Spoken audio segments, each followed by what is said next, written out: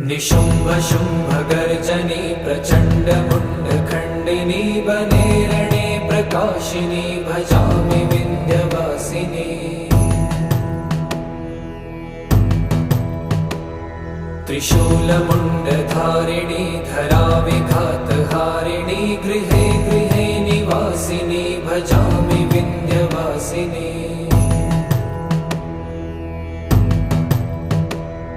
दरिद्र दुःखहारिणी सदा विभूतिकारिणी वियोगशोकहारिणी भजामि विन्ध्यवासिनी।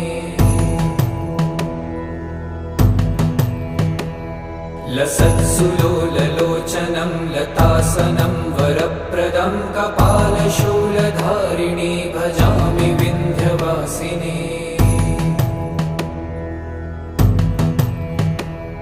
कराब्जदान